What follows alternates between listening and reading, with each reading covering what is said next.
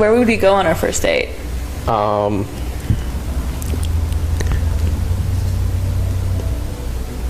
I usually go to the gym for the first date.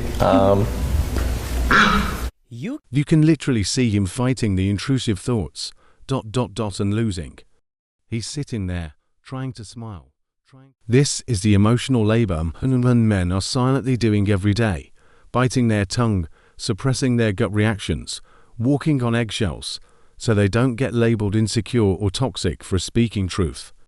And yet, he's still told he should be grateful just to have her. Let that sink in. This is what happens when men are conditioned to ignore their own discomfort for the sake of peace. Or worse, for fear of being called the villain in her story. Never settle for less. King isn't just a cute phrase anymore. It's a survival guide. Because if you keep suppressing your instincts to avoid confrontation, eventually, you'll forget what peace even feels like. Worth, the masculine community is proud of you, my good sir. So my car is making a noise. Sure, the car's making a noise, you're just not hearing the noise? No, it's making a noise, and you as a man, I think it's your job to go and fix it for me. I just fix the noise? I don't have a man in my life. And it's okay. You probably never will. Meanwhile, I believe in a lot of cases that men and women have roles. Oh, yeah. All right, will you say it? Because people get you mad better when believe I say it. I'm from this. Yeah, you better believe it. I mean, I know you're from New Orleans, right? Yeah, yeah. So, yeah, well, I'm only from Jersey, yeah, but I do believe that if he wants a sandwich... You make daddy a sandwich. Most of the time. No. Let me ask you this. Well, okay, let me ask you this. If me and you out, and somebody say something slick to you... You punch him in the face. You want me to smack him in his mouth, right? That's right. So if I take you on a date, and I say, look, baby, we gonna go Dutch. No. Exactly. If we walking up to the car and I don't open your car door, what do you say? Open the door. You better believe it. Yeah, no, I am with you. I think so you make daddy a sandwich. I love a nice feminine woman, but it seems like none of these bumblecluts wants to make daddy a sandwich. Would you rather one evening with me or a year's supply of this sandwich? Let me tell you something, a pastrami sandwich never asked me to Uber them home at 3 a.m. A pastrami sandwich never gave me no lip or attitude. A pastrami sandwich. Men are in trouble. Girls these days are too arrogant. I choose sandwich. These poor men. Somebody said pastrami. Oh my god. Pastrami for a night or pastrami sandwiches for a year. Somebody else said the best part of a pastrami is that it lets you eat it in peace.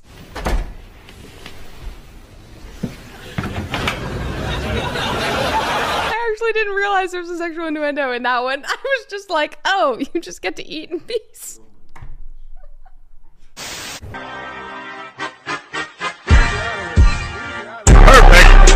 My name is Christina. I'm 55 years old, and I'm probably too old. You're a little bit old for me. Yeah. And I'm just not into the facial hair. Oh, okay. By the way, I like that. It's the peacock dress. I've never seen that. It's very nice. Thanks. Very classy. Thank you You're a cute girl. Thank you. So if he didn't have the facial hair, he could be your type? He's a little old. He's a little Yeah. gray. Maybe a little younger, maybe? A little younger, yes. Is she, and you said she's cute. She's someone. No mustache. Yeah, I can't shave that, so. Me too. I understand. Let's take a step forward to this lovely lady.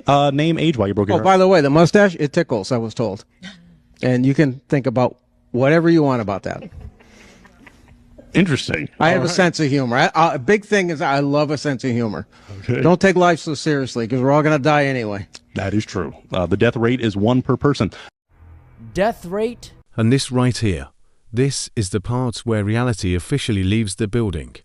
An elderly woman calling someone else old. That's like a broke person mocking someone else for budgeting.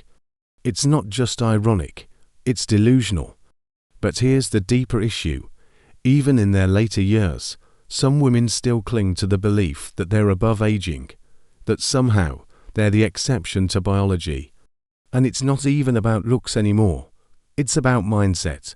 The fact that some older women, who should be wise and seasoned, are still out here calling others too old. It tells you everything about where the dating market is. There's no self-awareness, no humility. just ego addressed in denial. And what does that mean for modern men? It means you're expected to chase women who are not only past their prime physically, but still carrying the entitlement of someone in their 20s. No grace, no gratitude, just more demands with less to offer. Gentlemen, protect your peace, because if even the golden girls are acting brand new, the dating pool isn't just shallow, it's evaporating. Party phase, all this stuff, dad behavior, not feminine, I don't need a man, and still meet that guy, that incredible guy who's 5'7", who's given them time, which they shouldn't, and they're like, oh no, he's too short. Because women feel like they have all the options in the world. Guess what though? You don't. Modern Western woman is the most privileged group of people on this planet by far. At the same time, the only group who gets mad after being asked what they bring to the table, instead of using their time to make sure that they bring something to the table. I just met this girl at the bar, and she says she owns this yacht. I do own this yacht. How long have you owned it for? 5 years. How much did you pay for it? I can't disclose that. That's like... What do you do for a living? Are you like wealthy family or what exactly? Generational wealth. Really? How much are you worth, your family? How much? You can Google me at Carla Diab. If you analyze this with your cheek-slaying shutting gun. Fuck her right in the pussy! She says she has cash and is a millionaire. Stop it. She looks like she is a millionaire in mileage. What was that joke you said the other day? And I was like, Suey! Like, it's so funny. It wasn't even that funny. Yeah, it really wasn't. Why was she laughing like that? What? What the fuck? Didn't even do anything, babe! Come on, let me in! She's for the streets! Gentlemen, this is why I advise you guys to please stay in your daughter's life. How would you feel if one of your women had a body count like yours, or was... I wouldn't have dated her in the first place. What if you didn't know? Wouldn't date her in the first place? She would never have come on my radar in the first place. What did they... No, I'm serious. Like, No equal standards it's here. seriously. No, the reality isn't equal. Perfect. You can, okay. Tell me how many 18-year-old men are getting invited onto yachts and are invited to the club's tables and shit. 0 of them. But it's full of pretty young girls. That shit ain't fair either. So the moment you start fixing that, cool, then I'll take that comment seriously. But until then, it doesn't make sense. Let's bring some clarity to the chaos. All right, obviously that quote is satire, exaggerated, tongue-in-cheek, and designed to get a reaction. But behind the ridiculous phrasing and crude humor, there's a real cultural critique happening here. What this is really pointing to is the modern conversation around pair bonding, sexual history, and relationship stability. See, multiple studies, psychological and sociological, have shown a correlation between high body count and lower relationship satisfaction, especially in women. It's not a moral argument. It's a behavioral one. The more casual encounters someone has, the more they tend to normalize detachment. They form emotional calluses. Pair bonding becomes harder. Loyalty doesn't feel like a sacred choice. It becomes negotiable. Now, nobody's saying people can't change, but the idea that someone can go through a decade of hookup culture and then suddenly flip a switch and thrive in a stable, monogamous marriage ... that's the fantasy. That's the delusion modern dating sells.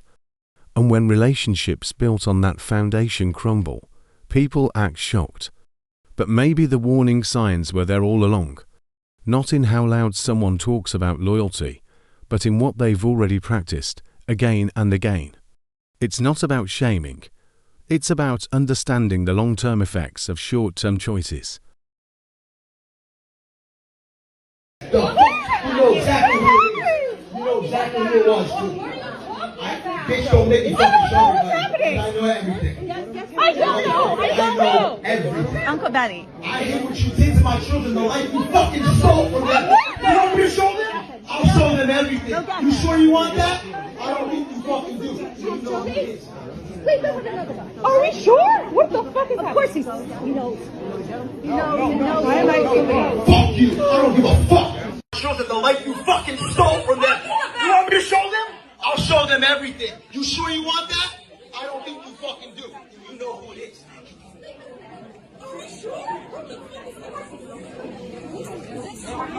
It's fake, right? Fuck you. I thought it was for the first couple minutes. Hey, listen, whoever here still backs this piece of shit after all that, get the fuck out. This is my goddamn party. Play that. You know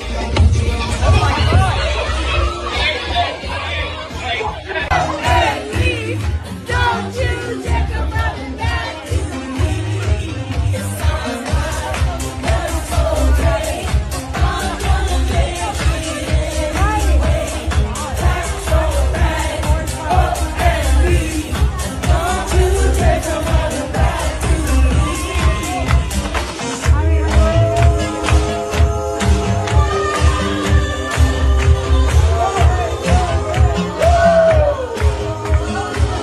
The friends and family saying he knows mean that they were in on it too. To the streets with all of them. I am a mother from Rhode Island who was sued by the teachers union simply because I wanted to know what my kindergartner would be learning in school. I asked to see the curriculum and my school told me I had to submit a public records request. The curriculum wasn't posted online and it wasn't available in a school district. Then I asked them if they were teaching gender theory, and they told me that they don't call children boys and girls, and they embed the values of gender identity into every classroom, including kindergarten, and they didn't want to answer any of my questions further. And when I did submit the public records request that they told me to submit, my school board then held a public school board meeting to discuss suing me for submitting the request that they told me to submit. Thank you for having courage. The story you've told indicates that they are bullies. They're supposed to be stopping bullying in the schools, but they themselves are role models for bullies. When people bring up topics like this, linking cultural agendas, children's influence, and spirituality, they're usually not just talking about surface-level concerns. They're pointing to a much deeper discomfort about where society is heading, especially when it comes to what's being normalized and pushed in media, classrooms, and entertainment targeted at kids. Now, whether you agree with the spiritual framing or not, here's the undeniable truth. There is a battle over the minds of the next generation. Call it ideological, call it psychological, call it spiritual. Whatever you label it, it's real. We're seeing more content, curriculums, and campaigns aimed at reshaping how children view gender, identity, family roles, and morality, all at earlier and earlier ages. And many parents feel completely out of the loop, or worse, are silenced when they try to speak up. So when someone quotes a verse like Matthew 18:6, they're not just throwing scripture. They're sounding an alarm, saying, protect your kids, because once a child's worldview is shaped by confusion instead of truth, distraction instead of discipline, and entitlement instead of accountability, the consequences last a lifetime. This isn't about fear-mongering. It's about vigilance. Parents, mentors, and communities need to reclaim their role in guiding the next generation before someone else writes their future for them. And in today's world, that's not just parenting, that's warfare. Yeah, you. You know you got a lot of hate. A woman saying she's a vet is like a child with a toy in the kitchen saying she's Gordon Ramsay, a grandmaster chef. Is complete bullocks. What a shame. Sharon, enough's enough. Fuck off and go and put some more makeup on. Someone gets rich doesn't mean someone gets poor. Yes, it does. Explain in that this to me. society, it does. Explain that to me. When you someone bought gets richer. your hat, who got poor? The people who made the hat. What, they voluntarily contributed their labor did and they not. got paid for it. No, they did not. They didn't? There's workers in other countries who are enslaved to make things that I'm wearing right now. Then and why that would you buy it? everyone's wearing. Because there's no other options in our capitalist country. There are no other options in our capitalist country. That's totally and factually incorrect. Make your own clothes. There aren't very many options for that. Well, so what you're trying to say is you outsource your goods and services in a capital voluntary because you don't want to spend the time to go make your own clothes. Basing an entire economic system on capital, on wealth, is not the best for each person in the world. So you would want to live in a communal society, essentially, right? So why don't you go live like the Amish right now and go do it because they live in a communal society? That's not the point. Arguing with a feminist, that comparison to playing chess with a pigeon. It's funny, because it hits on a frustrating truth some people feel, that no matter how logical or reasonable the argument, some will just refuse to engage in good faith. Instead, they scatter the pieces and act like they've won. But here's the thing, this isn't about feminism as a whole. It's about the extremes and echo chambers where conversations go off the rails. When ideology becomes more about winning arguments than honest dialogue, it stops being productive. Now, asking feminists or anyone really to just admit their ideology sucks and apologize, that's a tall order. Because belief systems, especially ones tied to identity and social justice, don't just change overnight. People aren't quick to admit fault, especially when they feel attacked or misunderstood. And yes, seeing a woman apologize publicly can feel rare because society often teaches women to be perfect, and sometimes apologizing is framed as weakness. But in reality, genuine accountability is powerful and necessary, no matter who you are. So instead of throwing chess pieces and demanding apologies, maybe the better move is to push for honest conversations, ones where both sides actually listen. But hey, that's the hard game nobody wants to play these days. He said, advising someone to not get too fat is not body shaming. And by the way, the body shaming movement originally was about things that were out of your control, not about weight, which is in your control. To a degree. Body I shaming had to. Hyperthyroidism. I do But have you guys hypothyroidism. body shame guys who are short all the time. Body shaming originally was about people who had scars and things that they couldn't control, like a deformity. That's what body positivity was originally about. It wasn't about weight. You know, this... It's called a movement, but sometimes it feels like the only thing really moving is the excuse train. What started as a push for acceptance and self-love has morphed into a culture where accountability takes a backseat, and sometimes the hard truth gets swept under the rug. Now, body positivity should be about embracing health and confidence at every size, right? But somewhere along the way, it's turned into a carte blanche for avoiding responsibility for health, lifestyle, and even how we present ourselves to the world. The irony, it's called a movement, but too often, it's stuck in place, no progress, no evolution, just standing still while society's expectations keep moving forward. And that's the real problem. When self-acceptance becomes self-delusion, it does nobody any favors. Not the individual, not the culture, and definitely not the dialogue about health and well-being. So yeah, it's a movement without any real movement, all talk, no meaningful action. And that's why it gets so much pushback, especially from folks who want to see real change, not just feel-good slogans. Bacon? Why'd I get picked on? What's your name? Izzy. Izzy? Joel is a good Christian boy. You're a good Christian boy. I try to be. Why did you reject him? He's a good Christian boy! Is that a problem? Absolutely. Maven. Izzy. Do you guys find each other pretty? Pretty? You are pretty. You're pretty too. Stop the cap! What's your sign? I'm a Capricorn. God damn it. Where's the button? Nope. Nope. Why did you reject Izzy?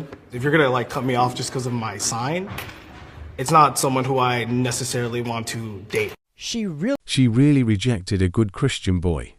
That line hits deep, especially when you think about all the classic advice handed down. Wait for a good man, be patient, God's timing. But then, when that good Christian boy comes along, somehow he gets tossed aside like last week's leftovers, and that bit about her damn teeth was separated by Moses. It's a cheeky way of saying maybe she's just a little too picky. Or maybe there's some old school standards she's just not meeting. It's like the universe itself had a hand in her flaws, and yet she still turns away the good. This isn't just about looks or quirks. It's about the modern paradox women face claiming they want a good man, but simultaneously chasing unrealistic fantasies or dismissing the solid options in front of them. At the end of the day, rejecting genuine, steady love for fleeting thrills or illusions is a fast track to loneliness. And as funny as that line is, it's a hard truth wrapped in a joke. Sometimes, people don't appreciate what they have until it's gone. How many feminists does it take to change a light bulb? The punchline. The woman who caused a damn electrician.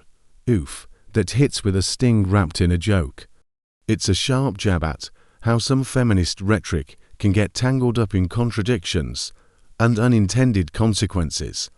You see, it's poking fun at the irony of demanding change, but sometimes creating more problems along the way. Now, beyond the laughs, this kind of humor shines a light on the messy reality of modern gender debates where clarity often gets lost in the noise, and genuine progress feels just out of reach. So gentlemen, if you enjoyed this ride through the wild world of gender dynamics, don't forget to like, comment, and subscribe. And hey, if you're feeling generous, hit that thank you button. It really helps the channel keep exposing these truths. I'm out of here, fellas. Stay sharp, stay real. Is everyone else spending $1,200 in 7 days? No, I don't know. I don't know if they're serious. If they're serious, they are. If they actually can catch them all, that's what they're fucking doing. That's what I'm fucking doing.